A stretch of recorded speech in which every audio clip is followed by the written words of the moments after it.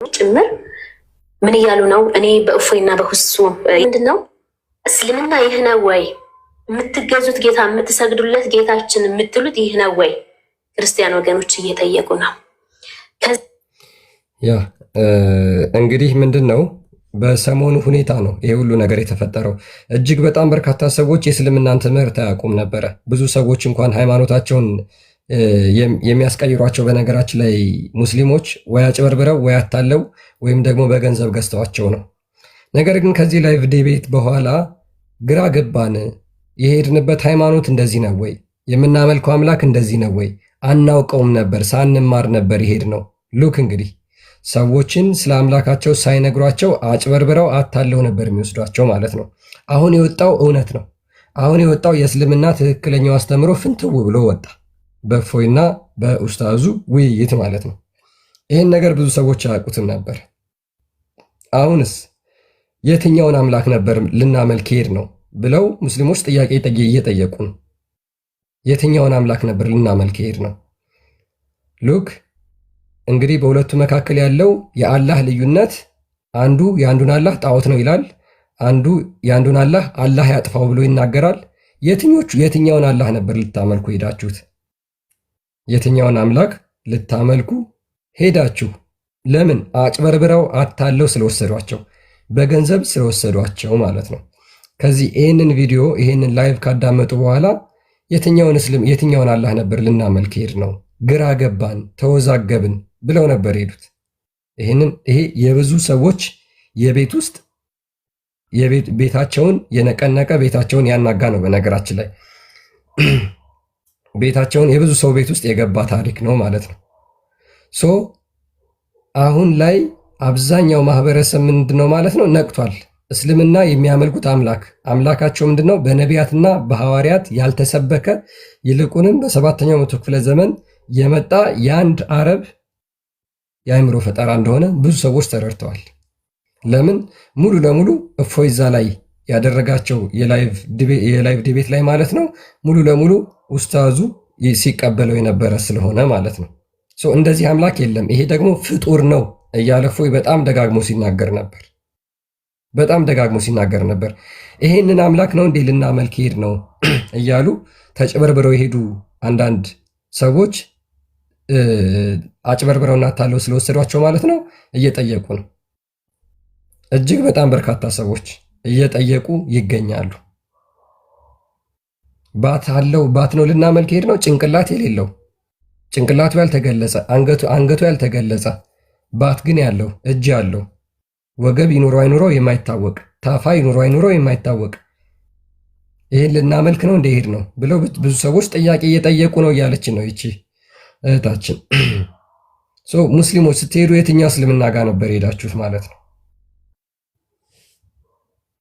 እዛም አልፎ ተርፎ ነባር ሙስሊሞችም እስከዛሬ በኪታባቸው እንደዚሁም በቁርአናቸው ከመሻይኾቻቸው ከኡስታዞቻቸው ያልሰሙትን ሲሰሙ አሁንም ጭንቀት ውስጥ ናቸው። ምን አለች? ሙስሊሞች ጭንቀት ውስጥ ናቸው። አሁን ማስተማሪያ ጊዜያችሁ ነው። ሙስሊሞች የምታስተምሩበት ጊዜ ነው። ልጆቻችሁን የምታመልኩትን አካል የምታስተምሩበት ጊዜ ነው። እስከዛሬ መስጊድ ውስጥ የሚሰበከው ስለ ክርስትና ነበር። እስከዛሬ የምትማሩት ስለ ስላሴ ነበር። እስከዛሬ የምትማሩት መጽሐፍ ቅዱስን ነበር። አብክተው የሚነግሯችሁ የነበረው ስለምታመልኩት አምላክ አይነግሯችሁም ነበር። ከዚህ በኋላ ግን ስለ አላህ አስተምሩን ብላችሁ ጥያቄ የምትጠይቁበት ሁኔታ እፎይ ፈጥሮላችኋል። ከዚህ በኋላ ስለ አላህ የምትማሩበት ነው። ከዚህ በኋላ ስለምታመልኩት አምላክ የምታውቁበት ነው። እስከዛሬስ አታውቁም ነበረ። እስከዛሬ አታውቁም ነበር። ምንድን ነበር የምታውቁት? አላህ አንድ ነው፣ አይወልድም፣ አይወለድም፣ ለእሱ አምሳያ ቢጤ የለውም። በሁሉም ሙስሊም ጭንቅላት ውስጥ ይቺ ቃል ነች ተሰንቅራ የቀረችው። ሌላ ፈርዘር ስትጠይቋቸው አያውቁም። ስለ እስልምና ስለሚያመልኩት አምላክ 5 ደቂቃ ከሚናገሩ ይልቅ በአንድ ደቂቃ ስለ ክርስትና 1000 ቃል ቢተፉ ይቀላቸዋል። ሙስሊሞች የነበረው ሁኔታ እንደዛ ነበር። መስጊድ ውስጥ እጅግ በጣም አጭበርብረው አስተምረዋቸዋል። እጅግ በጣም አጭበርብረው ክርስትናን አብክተው መጽሐፍ ቅዱስን አንቋሸው ነግረዋቸዋል። ስለ እስልምና ግን አያስተምሯቸውም። እስኪ ማን ነው አላህ ጭንቅላት ይኑረው አይኑረው አቅ ነበር ብሎ የሚናገር ሙስሊም አለ?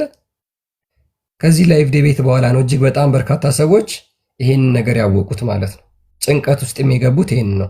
ጭንቀት ውስጥ የገቡት ሙስሊሞች ልጆቻቸውን ከልጅነታቸው ጀምሮ የሆነች ኪታብ ነገር አስይዘው ይወስዷቸውና ያስተምሯቸዋል። የሚያስተምሯቸው ግን በነገራችን ላይ ጥላቻ ክርስቲያኖችን እንዴት አድርገው ቻሌንጅ ማድረግ እንዳለባቸው ነው እንጂ ስለ አምላካቸው አይደለም።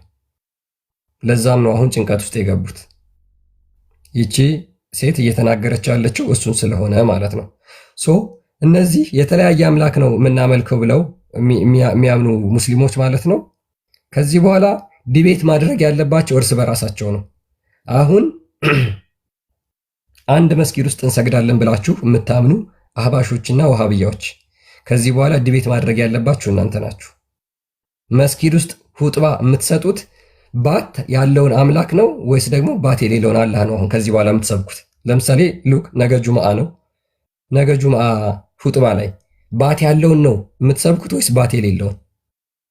እስኪ ወንድ የሆነ የሙስሊም ኡስታዝ ሁጥባ የሚሰጥ የጁምዓ ሰላት ሁጥባ የሚሰጥ ጀግና የሆነ ኡስታዝ ነገ አላህ ባት የለውም ብሎ መስጊድ ውስጥ ይናገር። የሚፈጠረውን ታያላችሁ። መቼም ግን አይናገሯት። ወይም ከሁለቱ አንዱ ግሩፕ መስጊድ ውስጥ መሄዳቸውን ያቆማሉ። ነገ ሄዳችሁ አላህ ጭንቅላት ይኑረው አይኑረው አልተገለጸም ብላችሁ መስጊድ ውስጥ ስበኩ። ኦልሬዲ ህዝብ አውቆታል። መስጊድ ውስጥ ግን ደግማችሁ አትናገሩ። እድሜ ለእፎይ ይበሉ። እፎይ ሁሉንም ነገር ፍንትዋ አድርጎ አሳይቷችኋል። አህባሾቹ ወሃቢያዎች ማለት ነው። መስጊድ ውስጥ ግን ነገ ትናገሯታላችሁ። አላህ ብልት ይኖረው አይኖረው አይታወቅም እስኪ ብላችሁ ተናገሩ። ነገ መስጊድ ውስጥ ህዝቡን አስተምሩት።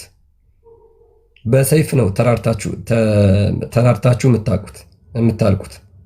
ምክንያቱም እስልምናን ለመከፋፈል የሚሄድ ማንኛውም አካል ካለ አንገቱን በሰይፍ ቁረጡት ብሎ መሐመድ ስለተናገረ ማለት ነው። ስለዚህ እዛው መስጊድ ውስጥ ነው የምትጫረሱት ማለት ነው።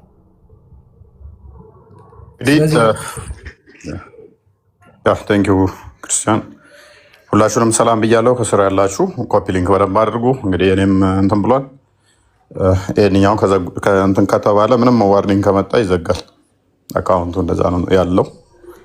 ባን ነው የሚሆነው። አራት አካውንት እንግዲህ ቲክቶክ በጣም ነው ያስጠላኝ እኔ በዚህ ምክንያት ማለት ነው። አካውንት ኮፒ ሊንክ አድርጉ በተቻለ መጠን ለሰው ወይ እንዲደርስ። ልጅቷ እንግዲህ በግልጽ የነገረችን ምንድነው እሱ ግራ ተጋብተናል።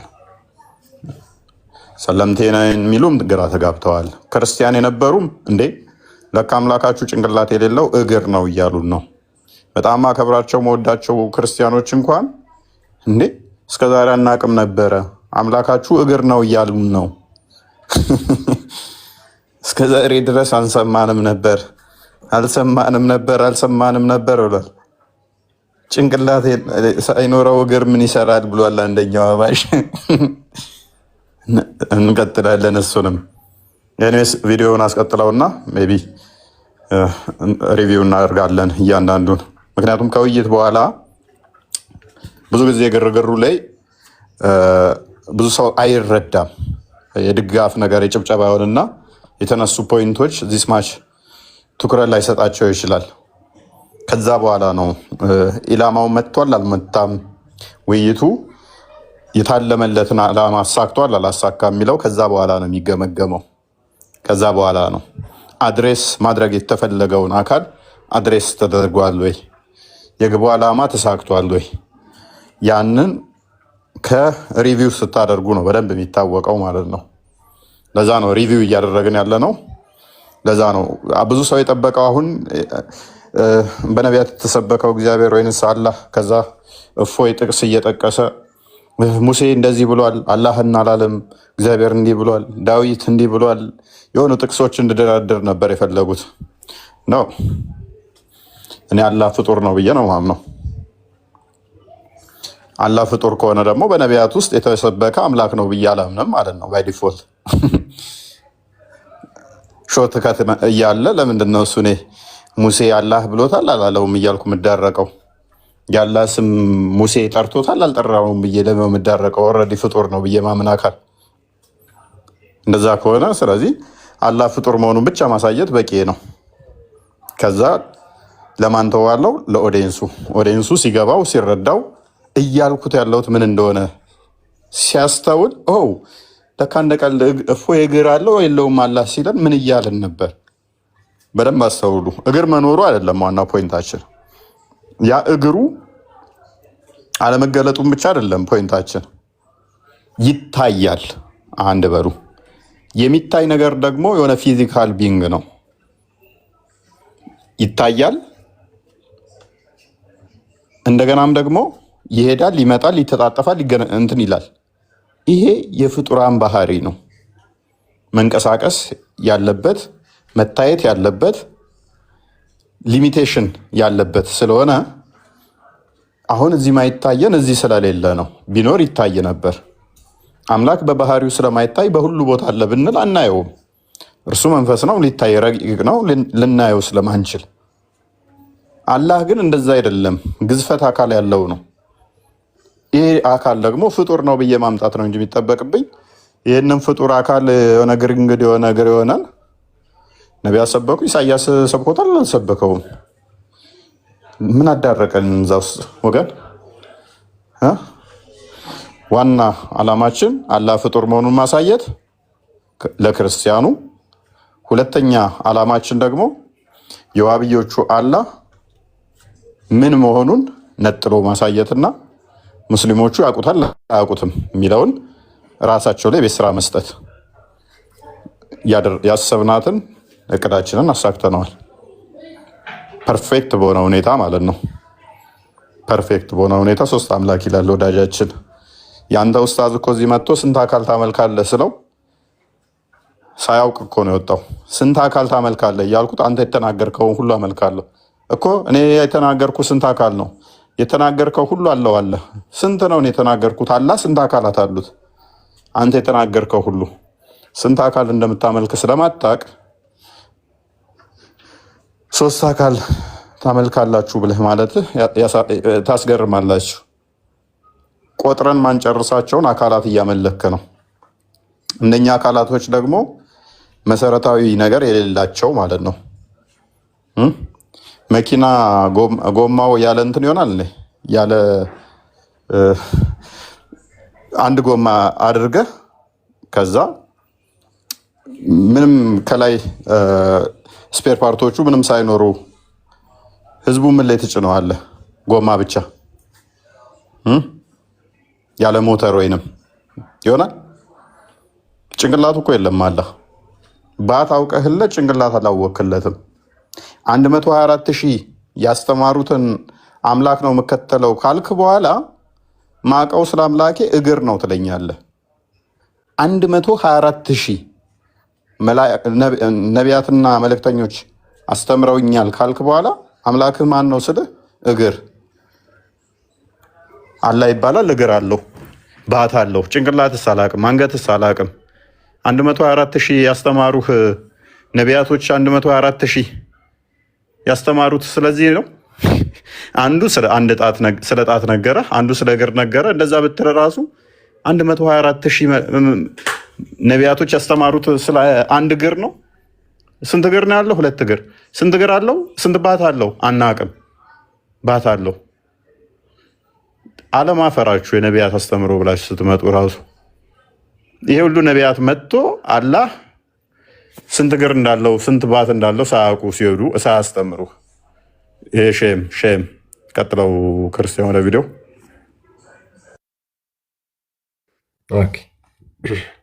እዛ ኮሜንት ከተደረገልኝ ወይም ደግሞ ኢንቦክስ ከተደረገልኝ መካከል ሁሉንም ባጋራችሁ ደስ ይለኛል። ግን ለማሳያ ያክል 1-2 ላሳያችሁ። አንዳቸው ምን አሉኝ? እኔ ስጨነቀኝ ማንን ልመን የምልሽ ሁሱ የመለሰው መልስ ከቁርአን እና ከሐዲስ አለ የለም? እባካችሁ አንቺም ሆንሽ ሁሱ መልሱልኝ። ተቃጠልኩኝ እኮ። እናስ እፎይስ ትክክል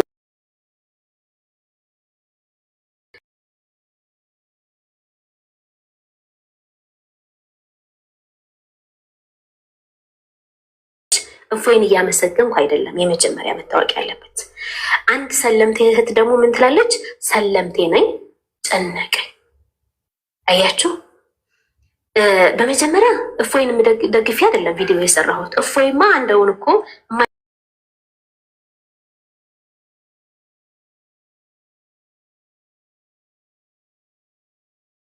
አላህን የሚሳደብ ሰው ነው። አላህን ሰይጣን የሚል ነው። በነቢያችን ክብር ላይ የተረማመደ ሰው ነው። ሁሱ ምን ፍለጋ ነው? እፎይ በቁርአን እንዳምንለት፣ እፎይ በነቢዩ እንዳምንለት፣ እፎይ እስልምናን እንዲቀበልለት ነው። ያንን ጥያቄዎች የግዴታ ስለ እግር፣ ስለ እጅ ምናምን ስለ ብልት ብቻ ሁሌ እፎይ ስለሚያወራ የራሳቸውን የውሃብያዎችን ኪታብ አንስቶ ሁሱ ይህ እምነቱ ይፋ እንዲሆንለት ነው። ይህ እምነቱ ሁሉም ጋር እንዲደርስለት ነው አላማው ከተባለ አዎ። ለምንድን ከመሰረቱ ፊል አስል ወሃብያዎች ሁሱኛን አይወክልም፣ ሙስሊሞችን አይወክልም፣ ወሃብያ ነው። የወሃብያ አላማ ጥንስሱ መሰረቱ ምንድን ነው ከተባለ ወደ ኔክስት ቪዲዮዎች ላፍ። ለማንኛውም ሙሉ እነሱ ያዳምጡት። ሌላ ጋር አጠራ አድርገን ሪቪው ለማድረግ ያህል እንግዲህ በግልጽ እንደሚናገሩት አላማችን ይሄ ነው። ዋናው የዋብያ ሴክት ክርስትናን እንደሚያንቋሽሸው እሱ የሚያመልኩት አካል በቁጥር የማይታወቅ የተበታተነ ይሁን የተገጣጠመ ጅማት ይኑረው አይኑረው የማያውቁለት አካል፣ ብልት ይኑረው አይኑረው ማያውቁት አካል ይመጣና ወንድ ልጅ አታምልክ ይልሃል። አምላክ ብልት አለው የለውም ስትለው አላቅም ይላል። በእንደዚህ አይነት ድንቁርና ውስጥ ያሉ አምላካቸው ምን እንደሆነ ማያውቁ በባህሪው አላህ ብለው የሚያምኑት አካል ስንት አካላት እንዳሉት ማያውቁ፣ አካላቱ ስልው ናቸው ወይ አንዱ በአንዱ ማያውቁ፣ እንደ ዱቄት የተፈጩና የተበተኑ ናቸው ወይ ማያውቁ፣ ወይንስ የተያያዙ እንደ ሰው አካል ናቸው ወይ ምንም ማያውቁ፣ እንደ ኮንክሪት ድፍን ናቸው ወይ ማይገባቸው ማያውቁት፣ ወይንስ እንደ ትቦ አካላቱ እግሮቹ እጆቹ ውስጣቸው ክፍተት አለው ማያውቁት፣ ዝም ብለው በደመ ነፍስ የሚከተሉት አላህ የሚባል አርሽ ላይ የተደላደለ የሆነ ግዙፍ በአይምሯቸው የሳሉት ባት የሆነ እግር የሆነ አምላክ ነው የሚያመልኩት። ስለ ጭንቅላቱና ስለ አንገቱ፣ ስለ ደረቱና ስለ ሆዱ ዚስማሽ የሚያውቁት ነገር ስለሌለ ስለ እግሩ በደንብ ያውቃሉ፣ ስለ ጭንቅላቱ ሳያውቁ። ኤኒዌይስ ቀጥል። ያ እንግዲህ ይህንን ነገር ነው ባልተገለጸም የታለፈ አምላክ ነቢያቶች ሰብከውታል ብሎ መናገሩ ምንም ትርፍ የለውም። ምንም ያን ያህል የሚያስይዘውም ፖይንት የለም። ሰዎችም ደግሞ ድህነት የሚያሰጣቸው ነገር አይደለም። አልተገለጸም ብሎ ነቢያቶች ግን ሰብከውታል። ስላላህ በቁርአን ላይ በሐዲስ ላይ ሙሉ ለሙሉ ተብራርቷል። ቁርአን ግልጽና የተብራራ ነው የሚሉ የቁርአን አንቀጾች በሞሉበት የሙስሊሞች የሚከተሉት መጽሐፍ ማለት ነው። አምላካቸው ባጭሩ ሲገለጽ ሲብራራ ምንድን ነው? አልተገለጸም ነው የሚሆነው። ይሄንን ምክንያት በማድረግ ነው እንግዲህ ሰዎች ይሄ ነው እንዲህ አላህ የምናመልከው አምላክ ይሄ ነው ማለት። በነገራችን ላይ እንደዚህ አይነት አካለ ጎዶሎ እንኳን አይባልም አይደል? አካለ ጎዶሎ ማለት አካላት ሁሉ ተሟልተውለት የሆነ አካል የሌለው አካል ነው አካለ ጎዶሎ የሚባለው። የወሃብያዎች አምላክስ ሙስሊሞች የሚያመልኩት አምላክስ ማለት ከተነገረለት አካል ይልቅ ያልተነገረለት ያልተገለጸው አካል ይበዛል። ያልተገለጸው አምላክ ያልተገለጸለት አካል ይበዛል። እጁ እግሩ የሚመለክ ከሆነ እነዛስ ያልተገለጹ ባህሪያቶቹ እንደሚናገሩት አንገት ለምሳሌ አልተገለጸም፣ ጭንቅላት ለምሳሌ አልተገለጸም፣ ብልት ለምሳሌ አልተገለጸም። እግር ተገልጿል፣ እግሩ ይመለካል። ያልተገለጸው ጭንቅላቱስ ይመለካል ወይስ አይመለክም? ይመለካል ወይስ አይመለክም? እስኪን ይሄን አስተምሯቸው። ይቺን አዳምጥናት እንመለስ። ይሄም ግራ እንደተጋቡ ሙስሊሞች ከዚህ ውይይት በኋላ ብዙ ሰዎች እንደተወዛገቡ የሚናገር ቪዲዮ ነው። አንዴ እናዳምጠው። በተደረገው ክርክር ላይ በግራ የተጋባ ሁላ በጣም ብዙ አለ። ያልገባው ማህበረሰብን በደንብ አለ። እንደዚህ ይባላል እንዴ አላህ ያኒ ለመጀመሪያ ጊዜ ሁላ ብዙ የሰማ አለ።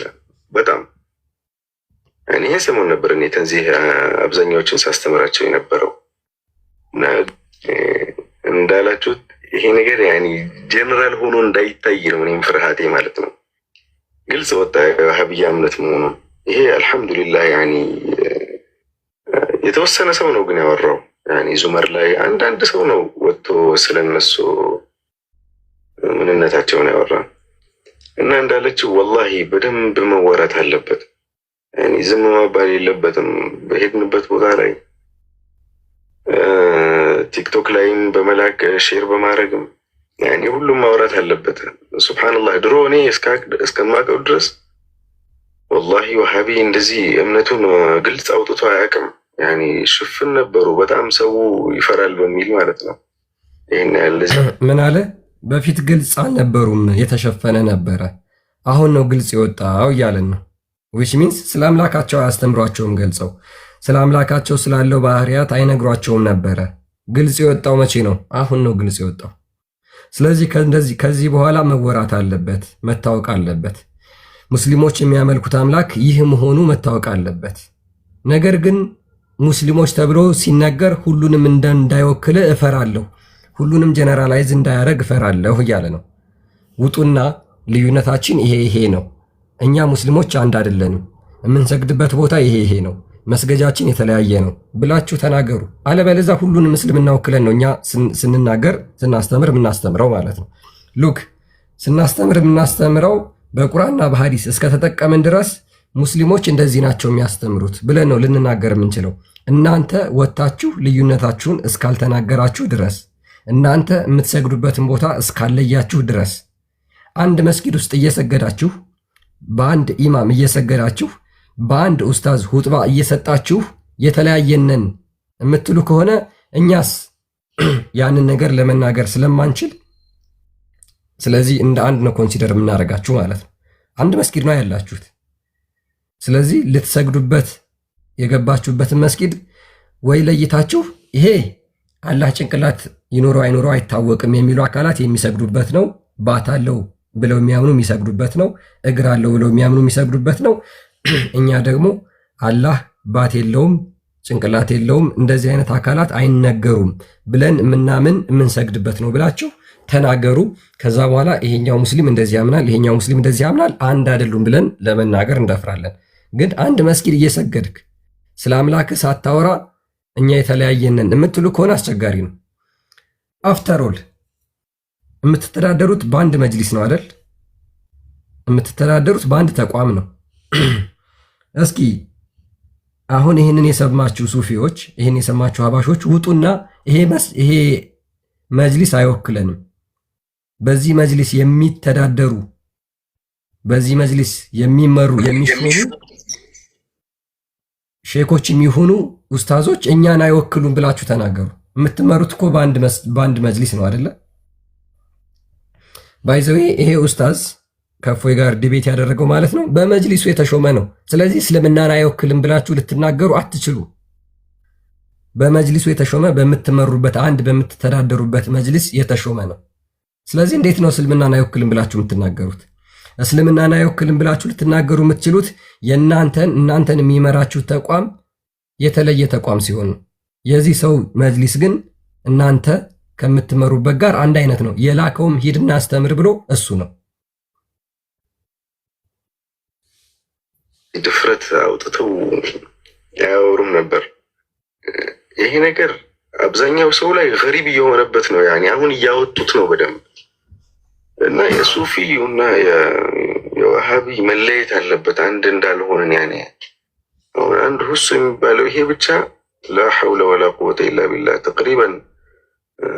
ስለዚህ ነገር ያላወቀ ሰው የለም ማለት ይቻላል። ድሮ ውሎ በጣም ሼር እየተደረገ ነው፣ በጣም በብዙ ማለት ነው። ጀግናችን ይባላል። ላኢላሃ ኢለላህ ኬት የተማረ ነው? ማን ዓሊም ነው ያስተማረው? ያኔ ዲናችን እንደዚህ ነው እንደ ከሰሃበቶች እስካሁን ይመጣለን። ያኔ ይህ ሰው ራሱን እንደማይወክለን ራሱ አንዳንዱማ ጭራሽ ምን ማለት ጀመረ። ቢያንስ ያንን ከምደግፈው ራሱ ይሄ ክርስቲያኑን ከምደግፈው እፎ ያኔ ላኢላሃ ኢለላህ ስለሚል ብቻ ደግፈው። ከየት በኩል አወቀው ላኢላሃ ኢለላህ? ያኔ ምኑን አወቀው? ቤት የትኛው ሰው ጋር በደንብ መታወቅ አለበት። ወላሂ አልዓዚም ይሄ በጣም ብዙ አስወራላቸው። ወሃብይ እንደሆንኩ ዛሬ አወቅኩ። እኔ እስላም ነኝ እያልኩ ቆይቼ ዛሬ ወሃብይ ነህ አሉኝ በሆነ ቪዲዮ። እስቲ ለማንኛውም እነዚህን 2 ቪዲዮዎች ተከታተሉና ሀሳብ አስተያየት ስጡ። ወንድየው የተናገረው ትንሽ የሚገባ ነገር አይደለም፣ አላጋጭ ነገር ነው። ስርዓት ማልበኛ ይመስላል ሰውየው። በራሴ ግምገማ ነው። ይህ እንደዚህ አይነት ነገሮችን ያመጣል። ውጤታማ እንሆናለን ማለት ነው። ውይይት የጠራችበትን መንገድ ተወያዩ እስቲ። ደግሞ በዚህም ጉዳይ አልገባኝም። የእነሱን በምን ጎራ እንዳለች የእነሱን አመለካከትና ሀሳብ አጠናለሁኝ። አሁን ዛሬ ሰማሁ፣ በደንብ ጠይቃለሁኝ። ዝም ብሎ ለማለት የሚባል ነበር እንጂ የሚመስለኝ በዚህ ልክ ልዩነት ኑሮ እኛ ጋር ተወያዩ፣ ለእናንተም ይሄ ኡስታዝ በቂ ነው፣ ሌላ ሰው አያስፈልግም፣ አምላካችንና ፈጣሪያችንን አሰድባችኋል በሙስሊም ስም ምናምን ብላ እኛ ተሰድበናል ማለት ነው። እኔ ወሃብይ መሆኔን ዛሬ ነው ያወቅኩት። ስለዚህ እዚህ ላይ ሀሳብ ስጡበት እስቲ። መጅልሱ ያውቃቸዋል። በእስልምና ምን አይነት ስፍራ ነው የሚሰጣቸው? ይችን ልጅ እኔ እስከዛሬ እንደ አሳያ አይነት ነበር የምትመስለኝ፣ ግን አይደለችም። ምንድነው እየተናገረ ያለው? ወሃብያ መሆኔን ዛሬ ነው ያወቅኩት አለ። ይሄ የሆነበት ምክንያት ምንድን ነው? እንግዲህ ግልጽ የሆነ የአህባሽና የወሃብያ ልዩነት አሁን ላይ ፍንትው ብሎ ስለወጣ ነው ማለት ነው። እስካሁንስ አያውቅም ነበር፣ የትኛው እስልምና እንደሆነ አያውቅም ነበር። ስለ እኔ የተናገረችብኝ ቪዲዮ ሰራችብኝ ብሎ የተናገራት አካል ምንድነች? ሱፊ ነች፣ እሷ አህባሽ ነች። ወሃብያዎች በሙስሊም ስም አላህን ታሰድባላችሁ ብላ በመናገሯ ምክንያት ነው ይህን እየተናገረ ያለው። ስለዚህ እነዚህ ሱፊዎችን አህባሾችን ምንድን ናቸው? ሙስሊሞች ናቸው ወይ? እነሱ ራሱ መጅሊሱስ ያውቃቸዋል ወይ? እንዴት እንደዚህ ሊናገሩ ቻሉ? እኔ አሁን ወሃብያ መሆኔን አረጋግጫለሁ። ስለዚህ ከዚህ በኋላ በዚህ ጉዳይ መወራት አለበት እያለ ነው። በጣም ጥሩ። መጅሊሱ ይህንን ለመስራት ምን ያህል ፈቃደኛ ነው? አሁን ላይ በወሃብያና በአህባሽ መካከል ያለውን ልዩነት ለህዝቡ ለመናገር ፍንትው አድርጎ ለማስረዳትና ለማሳየት ምን ያህል ፈቃደኛ ሆኗል? ወይስ ሙስሊሞች የማታውቁትን አካል ትከተላላችሁ? ይሄ በነገራችን ላይ እኛ እንደዚህ 1 ቪዲዮ 2 ቪዲዮ ስላሳየናችሁ አይደለም።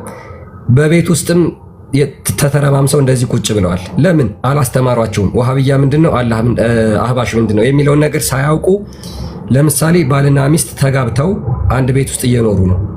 ለምሳሌ ወንድምና እህት፣ አንዱ አህባሽ ነው፣ አንዱ ወሃብያ ነው።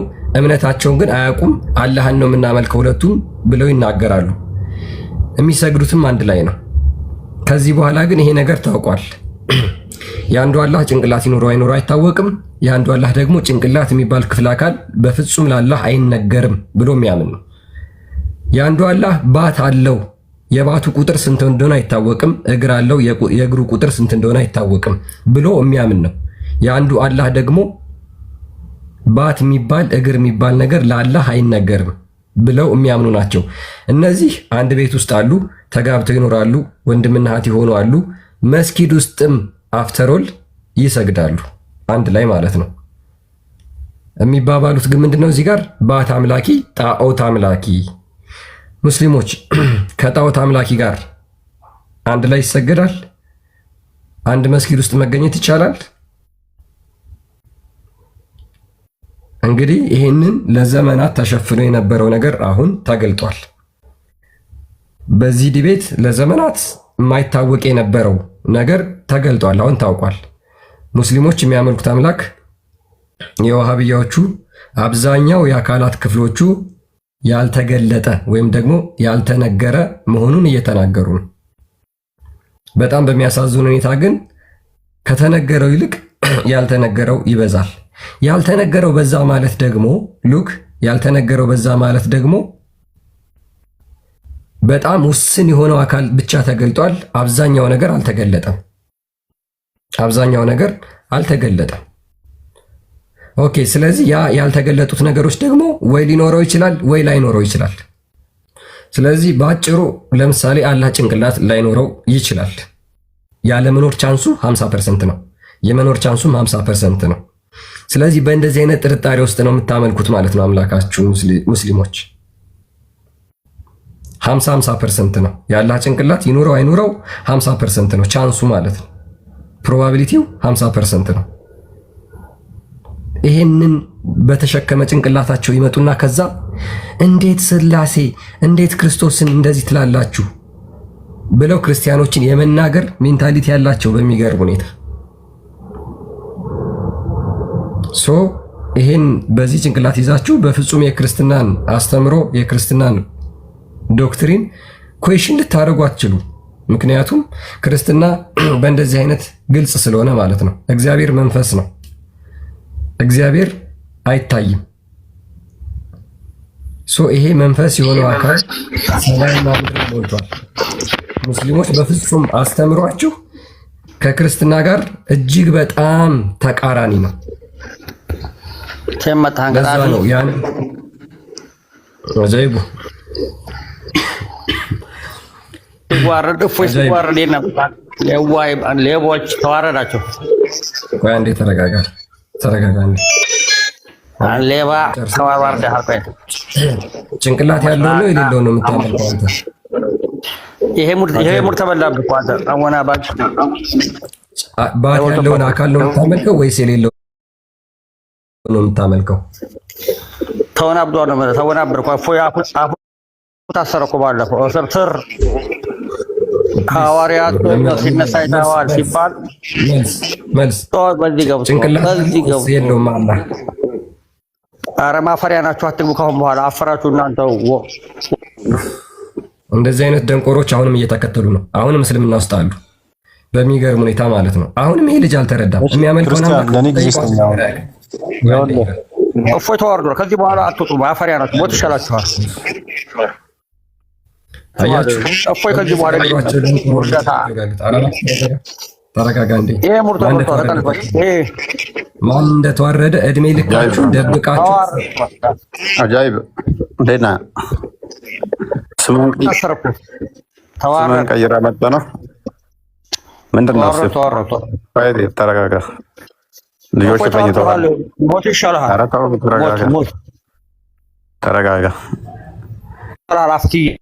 ተረጋጋ። ቆይ እናስደምጥ የለ እንደ የራስ ወንድሞች ምን እንዳሉ ስለሸቃናውራ ሰንቱን አታለው ተዋረኩ ከሆነ ከዚህ በኋላ እፈር በቀጣ እናውራ። እኔ አላህ ሴጣን መሆኑን ካሳየው በኋላ ስለ ሴጣን እናውራ። ለምን ተቸገንተን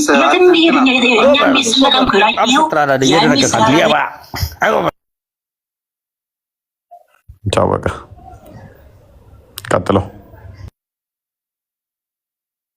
ኦኬ መዝሙር ይኸውልህ እኮ አንዴ ይሄን ሐዲስ ጠቅሰው መጣሁት አይደል? ለምን ተቸገንተን እኛም ስንመጣም ከራየው ያኔ ስላላገኘ ነው ቀጥፎ አመልጧል። አሁን የጠየቅነ ይሮጣል የሚል ሰው እምነቱ ትክክል ነው አይደለም?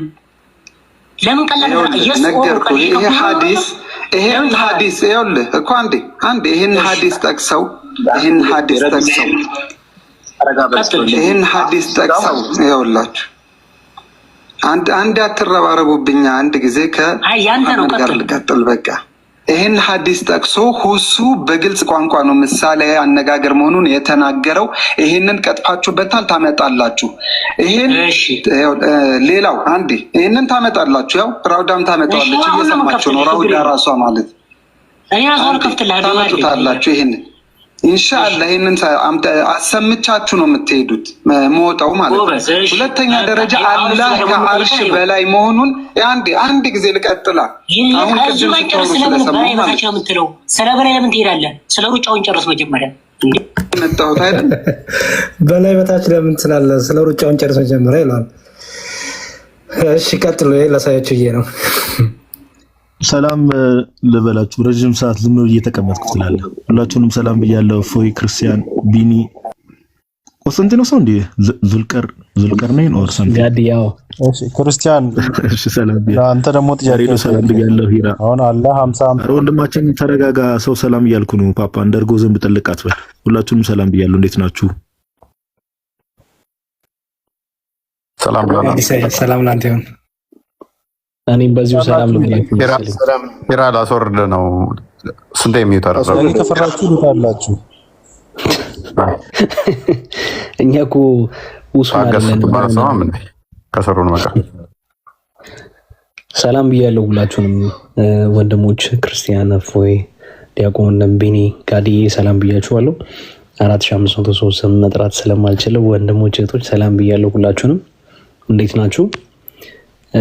ስማቸውን ጠራ። በስም ሰላም በል ጀምረማ እንዳታው ከታች ጽዮን ትታየኛለች። ሚሚ ልቀጥል። ኤኒዌይስ ቆይ ጽዮን ለምንድን ነው የመረጥከው? ሚሚን እና ጽዮን እኔ የሚታዩኝ እንዳለ ቶሎሳ ጫና ያለው እርገጤ ምናምን ነው። ሌዲስ ፈርስት ነው። ሌዲስ ፈርስት ሰምታችኋል አይደለ? ከሴቶች ጋር እያወራ ነው ተወያይ ሲባል ከሴት ጋር ያወራል ብለው ቴሌግራም ላይ የጻፉትን አዋ ታደስ ከሴት ጋር እየሳቀ ነበረ እና ውይይቱ ቀርቷል ምናምን ብለው ነበር እኮ። ምክንያት ሲያቀርቡ እፎይ ከሴት ጋር እያወራ ነው ገስት ላይ በኮስት ከሴት ጋር እያወራ ስለሆነ እየላክንላቸው ሪጀክት እያደረጉ ከሴት ጋር እያወራ ስለሆነ በቃ እንወያይ ውይይቱ ቀርቷል ብለው ፖስተው ነበር። አጠፉት። በኋላ ግን ተይዟል፣ ስክሪንሾት ተደርጓል። ኤኒዌይስ ቀጥል። እሺ ቀጥሉ። ብዙ የምናያቸው ነገሮች ይኖራሉ። ሼር እያደረግን ሁላችንም ለሚገባው ሰውና ድረስ እና ኮመንት ላይ በጨዋነት ጨዋ ኮመንት ብቻ እንጻፍ። ክርስቲያኖች፣ ሙስሊሞች ችግር የለውም እናውቃቸዋለን፣ ያርጉ። ያ ሰላም ብያለሁ። ጋዲም ቆስጤም ሰላም አላልኳችሁ ነበር። አይ ቲንክ ያ እንግዲህ ምንድነው በነገራችን ላይ ፎይ የሰራው ስራ በጣም ትልቅ ነው። ይሄንን በደንብ መስክረዋል፣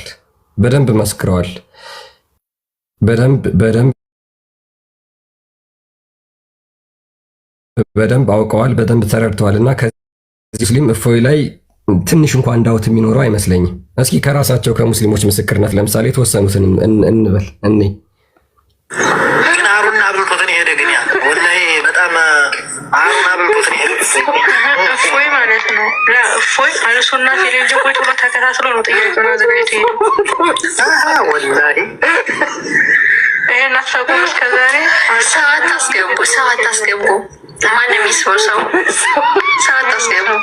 አስገቡኝ አለ ሰለሞን። ናዙት የሚወጡኝ ሰዓት እነሱ እኔን በተጠጉኝ ሰዓት እኔ በእርምጃ እቀርባቸዋለሁ። ያ ምንድነው እንግዲህ ይህንን እኛ የምንጠይቀውን ጥያቄ ነው እያሉ ነው። ነገር ግን በነገራችን ላይ ይህንን ጥያቄ ከአህባሾች በላይ እፎይ ያውቀዋል። የዋሃብዮችን አርጊመንት ዋሃብዮች ላይ ያላቸው የአምላክ እሳቤ ከእናንተ በላይ በነገራችን ላይ እፎይ አንደርስታንድ ያደርጓል እውነት ለመናገር ነገር ግን እናንተ እርስ በራሳችሁ ስለምትፈራሩ እምነታችሁን እንኳን ወታችሁ መናገር አትፈልጉም፣ አህባሾች ማለት ነው። ይሄ ራሳችሁ ስለ እፎይ እየመሰከራችሁ እንደዛ ብሎ የተጻፋል። ሜቢ እንደዛ የተጻፋል። እሺ ቀጥል፣ ይደርባል። ይችን አንድ ደግሞ ልድገማችሁ።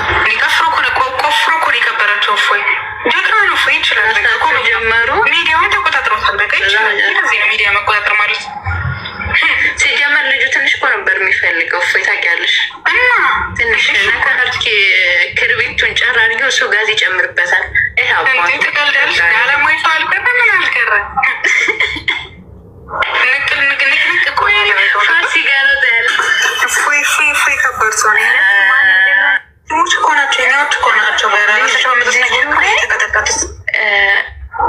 ያ እንግዲህ ያ እውነት ለመናገር ይሄ ነገር እፎይ የሰራው ስራ እንደዚህ ቀላል ስራ የሚባል አይደለም። በነገራችን ላይ እኔ በግሌ በጣም እጅግ በጣም ላደንቀው እወዳለሁ።